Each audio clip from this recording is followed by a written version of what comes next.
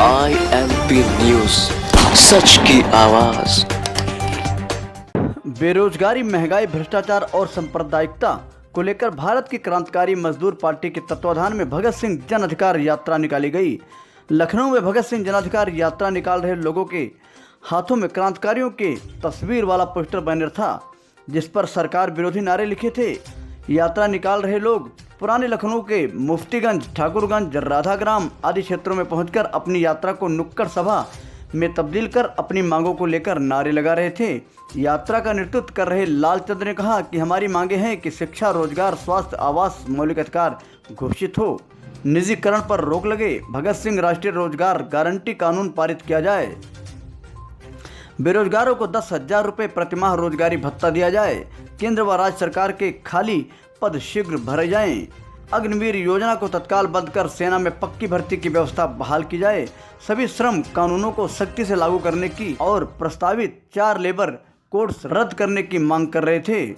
उन्होंने कहा कि ग्रामीण मजदूरों को भी श्रम कानून के अंतर्गत लाया जाए, पुरानी पेंशन स्कीम बदहाल की जाए, ठेकेदारी प्रथा खत्म कर पक्के रोजगार का प्रबंध हो तथा महंगाई पर रोक लगाने के लिए सभी अप्रत्यक्ष करों को माफ किया जाए और बढ़ती प्रगतिशील प्रत्यक्ष करों की व्यवस्था को मजबूती के साथ लागू किया जाए।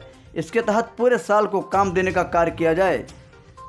गांव के मजदूरों को कम से कम न्यूनतम वेतन जितनी राशि प्रदान की जाए, गरीब और किसानों के लिए बीज, खाद, बिजली की व्यवस्था की मांगे सहित तमाम सुधारों की मांग को लेकर शहर भर में नौजवान भारत सभा, दिशा, छात्र संगठन, बिगुल मजदूर दस्ता के सदस्य जगह जगह डफली बजाकर नुक्कड़ सभा कर अपनी यात्रा निकाल रहे थे।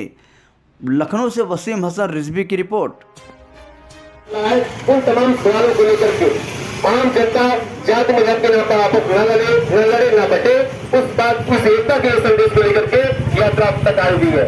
इसलिए हम चाहेंगे आप लोग जरूर हमारे इस यात्रा का हिस्सा बनिए, इस यात्रा में शामिल हुई और गांव-गांव में, शहर में इस संदेश को जरूर पहुंचाया जाए और अपनी एकता के बल पर भ्रष्ट और जो तानाशाह सरकार को निष्कासित करके एक नया निजाम कायम करने के लिए आगे बढ़ा जाए। इंकलाब जिंदाबाद। यात्राएं अलग अलग राज्यों में, देश के 11 राज्यों में चल रही है। अच्छा। चाहे उत्तर प्रदेश हो, उत्तराखंड हो, पंजाब हो, तेलंगाना, आंध्र प्रदेश से लेकर के केंद्रीय राजधानी में भी चल रहा है। शहर में अलग अलग, शहर में, गांव में, दोनों जगह पर हम चला रहे हैं। कब से शुरू किया है? ये 12 मार्च से यात्रा शुरू है और इसका समापन 14 अप्रैल तक होगा। इसका पहला चरण होगा, उसके आगे यात्रा जारी रहेगी और जो आम जनता के हक अधिकार हैं, चाहे महंगाई का सवाल हो, चाहे बेरोजगारी का मसला हो, आवास की समस्या हो, दवा इलाज का जो मसला है, इन तमाम चीज़ों को हम लोग मुद्दा बना रहे हैं, जिससे आज भारतीय जनता पार्टी और उनके नेता भटकाने का काम कर रहे हैं और जाति मजहब के मुद्दे उठा करके आम जनता को बांटने की साजिशें कर रहे हैं। हम उसके खिलाफ अशफाक उल्लाह खान बिस्मिल की एकता की मिसाल दे रहे हैं और आपसी एकजुटता के बल पर हर तरह की लूट और न्याय के खिलाफ में लड़ने का आह्वान लेकर के आए हैं, एक संकल्प लेकर निकले हुए हैं। यात्रा आप कहेंगे कुछ, मैम आप बोलेंगे कुछ? बस मेरा यही कहना है कि भगत सिंह, अशफाक उल्लाह खान एक विरासत के रूप में हमें जानना चाहिए और जो देश में पूरी चीज़ें चल रही हैं, बेरोजगारी, महंगाई, इस मुद्दे पे हमें एकजुट होना चाहिए, न कि किसी जात धर्म में अगर कोई नेता ये कहता है कि इस आधार पर वोट हासिल करता है, यानी कि वो चोर, भ्रष्ट और वो देशद्रोही है वो नेता। इसलिए हमें एकजुटता कायम करनी है और एक बड़ा संगठन तैयार करना है। इसके लिए बस यही बात मुझे कहनी है। भगत सिंह के विचार आप किसी राजनीतिक पार्टी से या किसी? हम लोग नौजवान भारत सभा, भारतीय क्रांतिकारी मजदूर पार्टी, बिगुल मजदूर दस्ता, मैं लालचंद्र हूँ। मैं नौजवान भारत सभा से भारतीय क्रांतिकारी मजदूर पार्टी से जुड़ा हुआ हूँ। बाकी इस यात्रा के अलग अलग जगहों पर लोग चला रहे हैं और भी संगठन शामिल हैं।